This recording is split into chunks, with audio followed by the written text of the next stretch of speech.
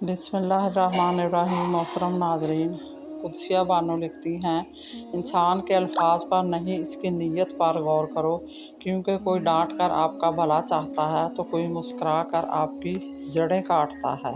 अगर रोटी पकाने के बाद जल्दी सख्त हो जाती है तो आटे में दही मिलाकर गूंदा करें, रोटी घंटों तक नरम रहेगी। अगर उल्टी महसूस हो तो लौंग को पानी में उबालकर पीना मैदे को सुकून देता है। देसी घी गर्म करके इसमें काला नमक और हल्दी मिलाकर खाने से खुश्क खांसी ख़त्म हो जाती है। इतना मत बोलें कि लोग आपके खामोश होने का इंतज़ार करें, बल्कि इतना बोलकर खामोश हो जाएं कि लोग दोबारा आपको सुनने का इंतज़ार। गम की ज़िंदगी में सबसे बड़ी अहमियत ये है कि गम दिल को बहुत नरम कर देता है। अगर गम ना होते तो इंसान पत्थर ही रहता। जिस्म में बहुत ज़्यादा कमज़ोरी महसूस हो तो अंडा खाएं। हल्दी वाला दूध पीने से जिस्म में हर तरह का दर्द ख़त्म हो जाता है।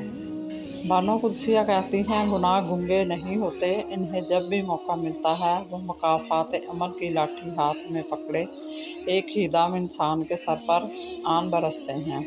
ये वो खुदा की लाठी होती है जो बेआवाज़ होती है, लेकिन इंसान के होश लम्हों में ठिकाने लगा देती है। बिल्कुल वो हाथ जिन्होंने हज़रत यूसुफ अलैहिस्सलाम को कुआं में फेंका था, वही हाथ बाद में इनके सामने भीख मांगते हुए फैले थे।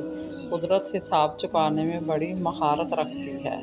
बहुत फ़र्क होता है ज़रूरत और ज़रूरी होने में। कभी कभी हम सिर्फ ज़रूरत होते हैं, ज़रूरी नहीं। क्या आपको लगता है कि सिर्फ दौलत और शोहरत ही अल्लाह का इनाम है?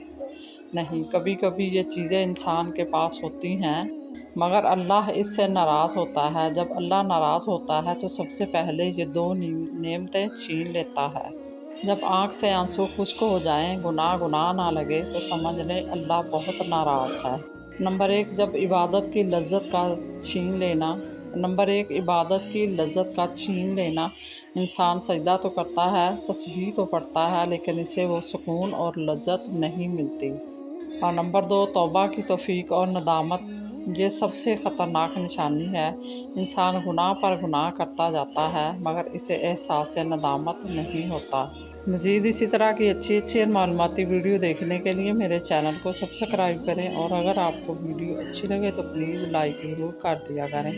अल्लाह आपका और मेरा हामी नासर हो। जज़ाकल्लाह।